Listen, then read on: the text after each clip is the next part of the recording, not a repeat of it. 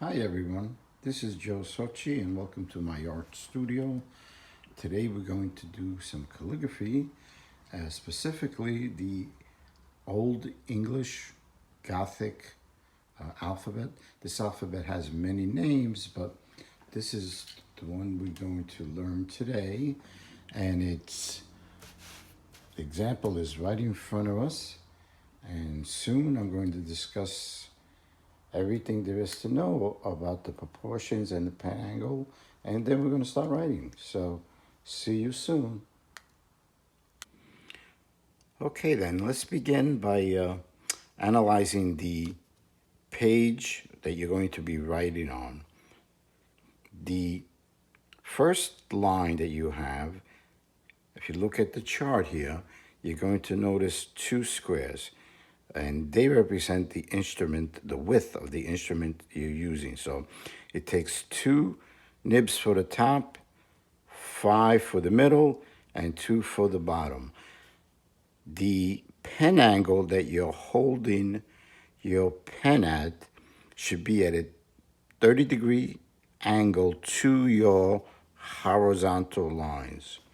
Also, the letters have no slope to the right or to the left.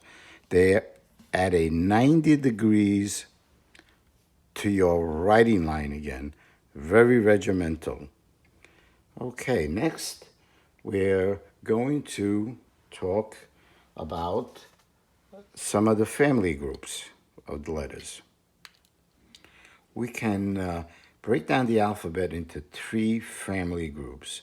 You have what I would call the rectangle group, then you have the vertical group, and then you have some odds and ends like the S, the X, the Z, and we're going to discuss them a little bit further later on in the video. I mentioned before that I'm going to give you the names of the lines, but before I do that, let me give you a material list, items that you're going to be needing for the class. So we need a legal pad, preferably wide ruled. You're going to be needing a marker or a nib if you're working with pen and ink, but I suggest if you're a beginner to start with the marker. This marker happens to be a 0.3 millimeter. That's the size of the nib, and might as well start talking about this. If you look at the chart, you're going to notice that the marker corresponds with these little squares. So what that means is the proportions of the letters are 2 nibs for the top line. Let me show it to you on your legal pad.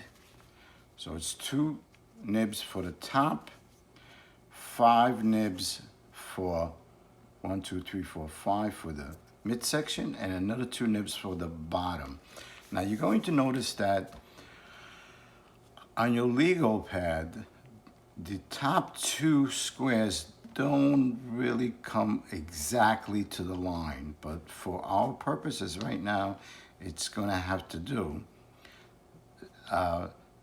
The middle is basically perfect, five squares, but up here and on the bottom, it's missing just a little bit, and unless you're going to rule these lines, then this pad would do. And that's about it on the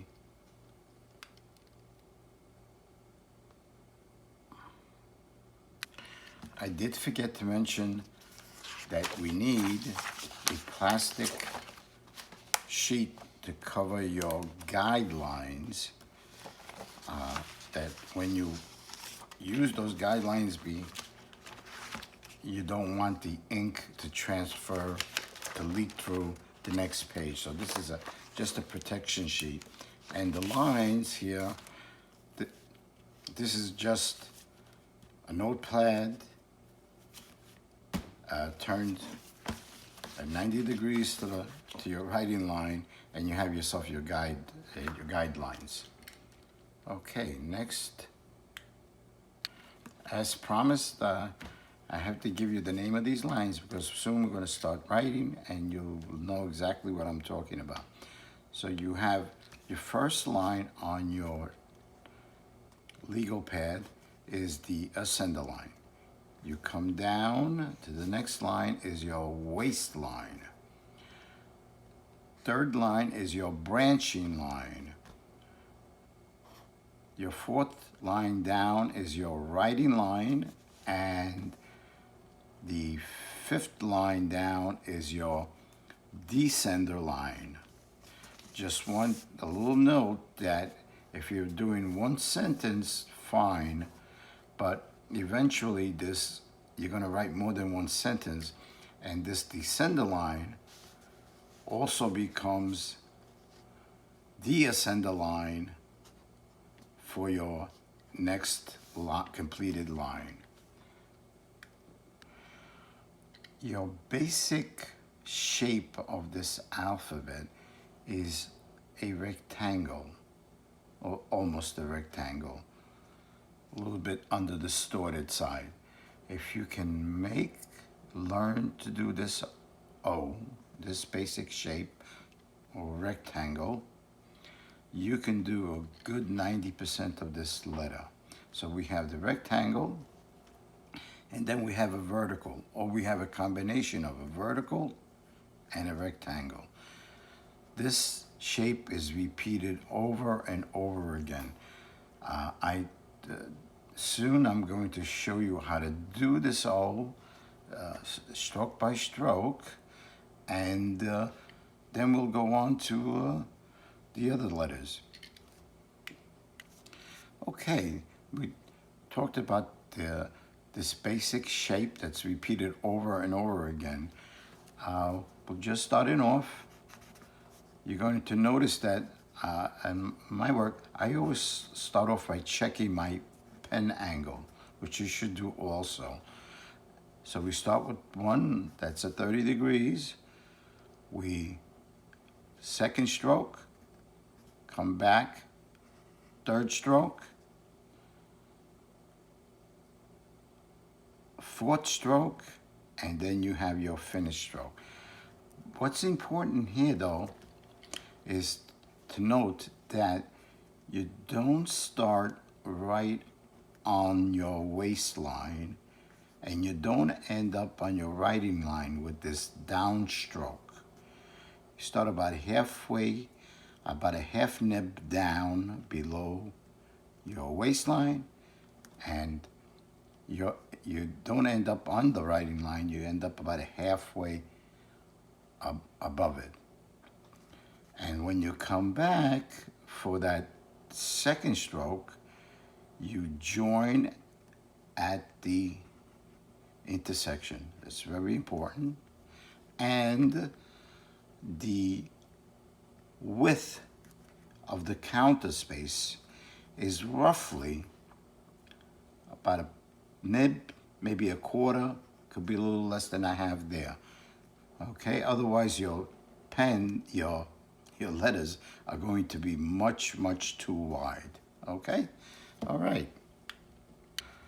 Looking at the chart here, we're going to show you which letters are in the space between the waistline and the ascender line. An example, the B, the D goes up to your ascender line. Down to the second line is the F. We have the H. These are both variation of H's, both H's. We have the K, the L. We'll go to the third line. The T does not go all the way up to your ascender line, which here, by the way, what I talked before, is also the descender line. Okay, I don't want you to get confused. When you have more than one line, then that descender line is a combination of descender and ascender line. Okay, so we have the letters that go above your waistline. Looking at the chart again, we're going to show the letters that go between your writing line and your descender line.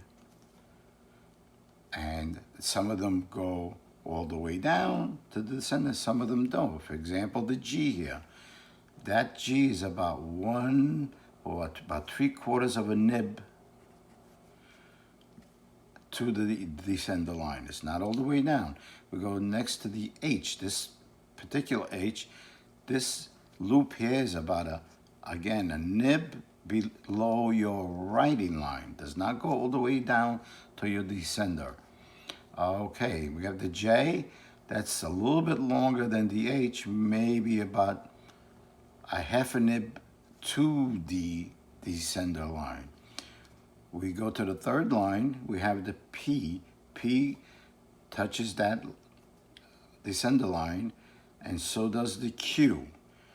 We go to this letter here, which is an X.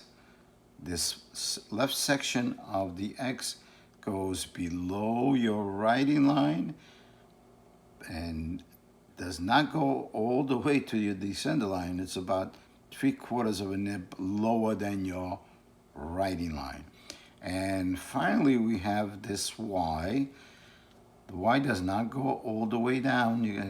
I'm not sure whether you can see it clearly, but does not go down to your descender line. It's about a half a nib to the descender line, or a nib and a half down from your writing line. Okay.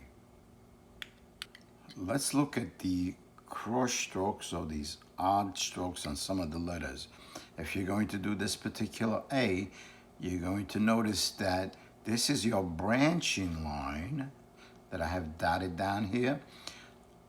This stroke is roughly a half a nib to 3/4 of a nib higher than your branching. That's where you start, and then you come over. All right, we have the K. The K starts just below your waistline.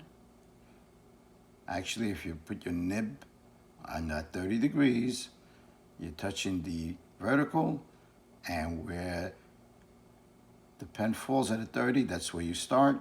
Come down just above your branching line, and you make your final stroke.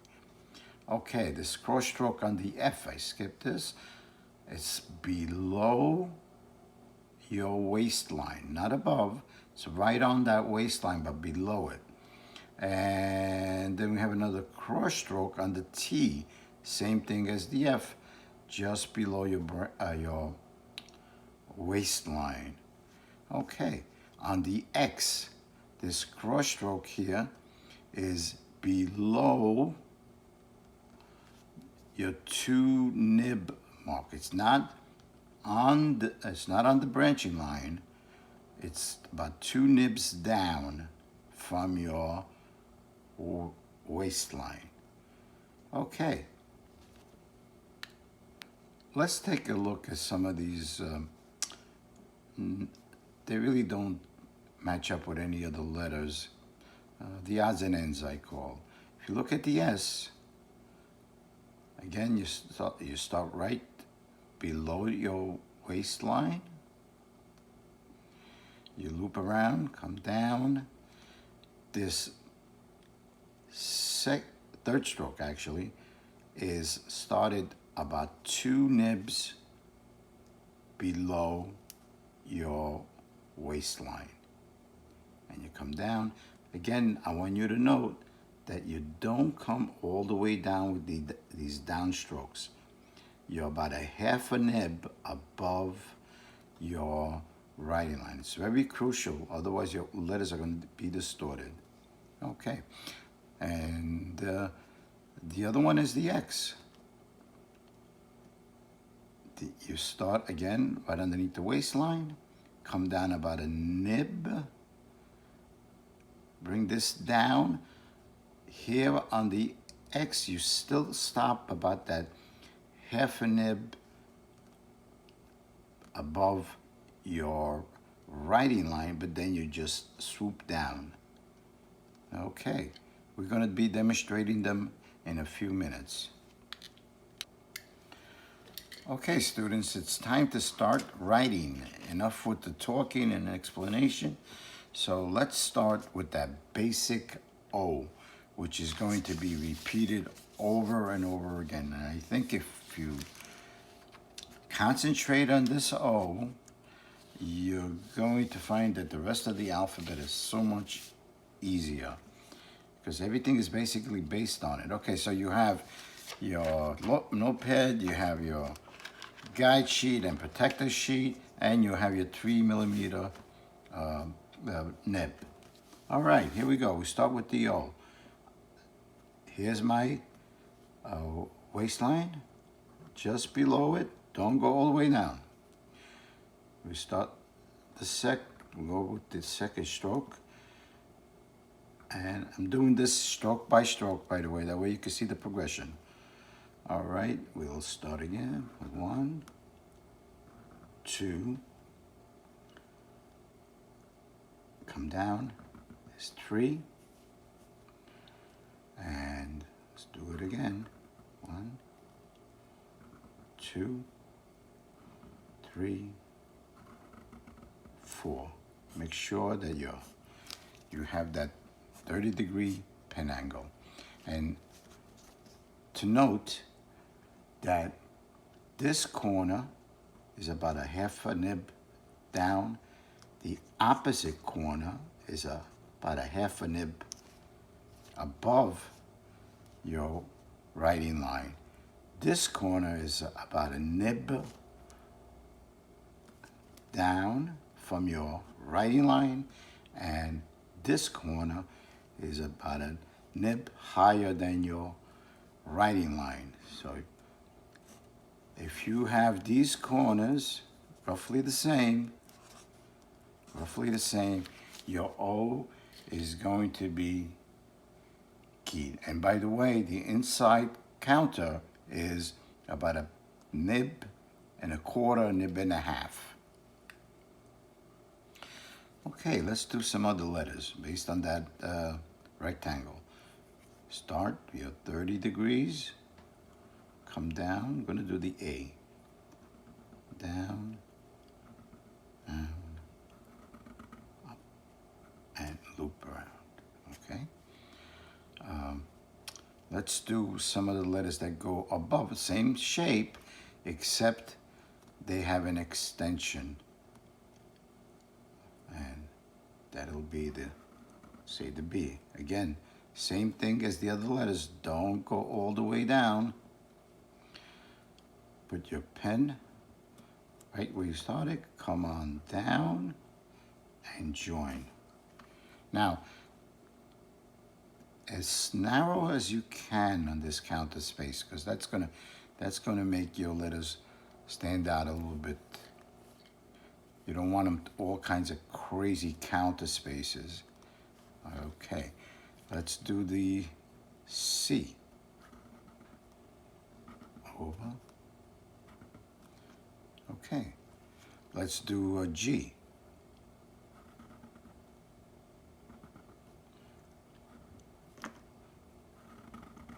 On the G, this part of the G is a little of a curve. How do you determine where do you start this last stroke? Measure a nib and go in it, and you should end up in the join. Let's do that K. That's a little bit of a crazy letter. Down, don't go all the way down. I just messed up. Let's start, and you don't start right on the line like I did there. Correct it. I correct myself also. Down, and you had a stroke, and you get that stroke. Okay. Remember to always check your pen angle. Okay, with the P, same thing all the way down in this case. Come in, try to have that space there, and about a pen nib higher, and come in for your final serif. Okay. Okay, class, let's continue with some of these letters, and let's do the N. Similar to the A, the O. Again, start underneath your waistline. Don't go all the way down. Don't come all the way up. Join where you started. Come on down. Don't come all the way down. Your serif. Ending stroke or serif, whatever you want to call it. And here we go, at the end. Let's do the S. The S might give some people problem, but again, start your 30 degrees.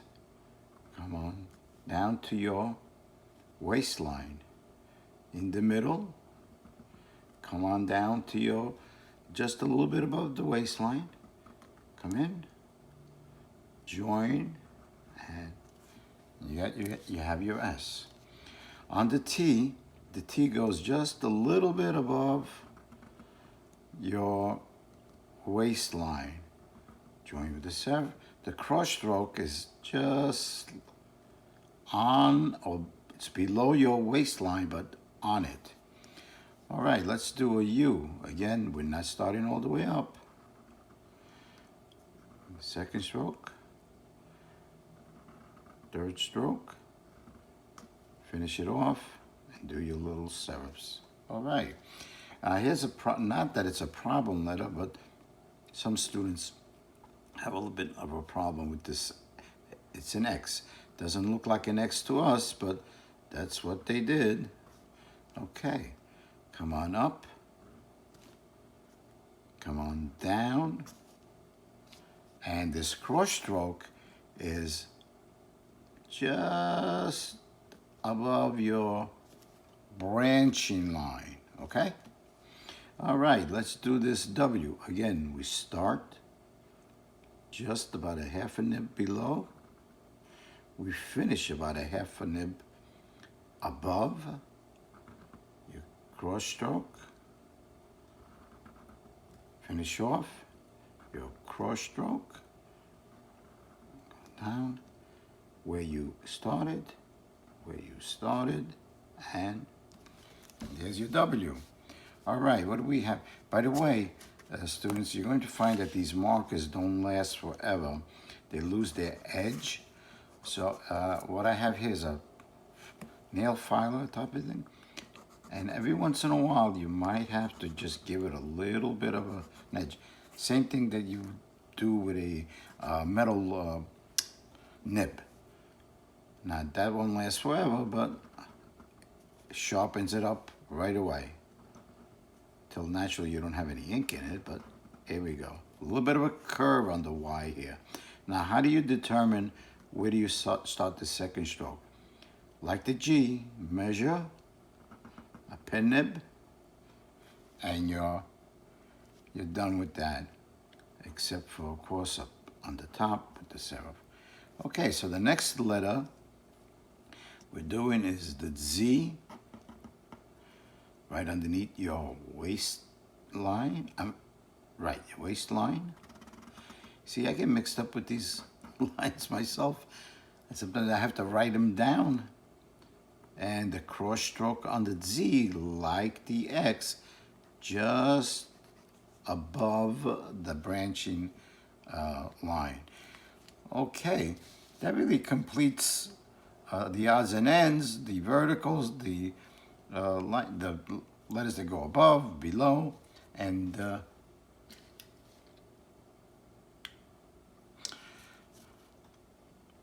by the way, I want to mention Don Coombs, my teacher. This is his work, and I will probably be doing the capitals at a later date, so look for it. And if you like this video, please like and subscribe to Joe Socci Calligraphy. Thank you again for joining me and hope to see you soon. Bye now.